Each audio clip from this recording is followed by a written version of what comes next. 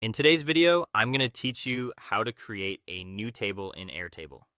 To get started, open the Airtable base where you want to add the new table.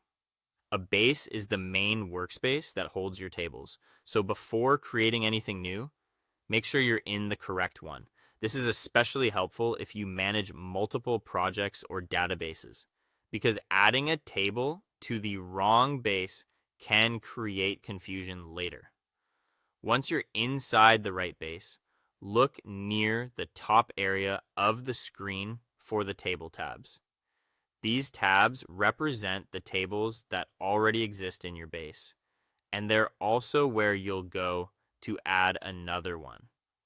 Taking a quick moment to notice the current table structure can help you decide how your new table should fit into the rest of your setup.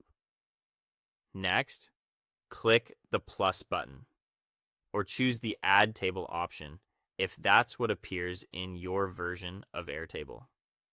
This opens the table creation menu and gives you a few different ways to begin. Airtable is flexible here, which is useful whether you're building something brand new or working from existing information. At this point, choose how you want to create the table. You can start from scratch if you want full control and plan to build the structure yourself. You can import data if you already have information prepared in another file and want to bring it in quickly. Or, if you already have a similar table in the base, you can duplicate an existing table to save time and keep the same layout. The best choice depends on how much of the structure is already prepared. After selecting your method, enter a clear and descriptive name for the table. This is an important step because a good table name makes your base easier to understand and navigate later. So try to use a name that reflects the kind of information the table will hold so you can recognize it immediately. Once the table has been created, begin adding the fields you need. Fields are the columns in your table, and they define what kind of information each record will contain. For example, you might create fields for names, dates, status updates, or notes.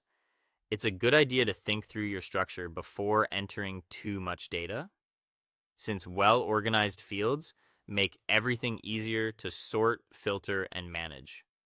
Finally, add your records by typing data directly into the table or importing it if you already have it ready. Records are the individual rows of information in the table. As you enter your data, check that it matches the correct fields so your table stays clean and organized. And that's how to create a new table in Airtable.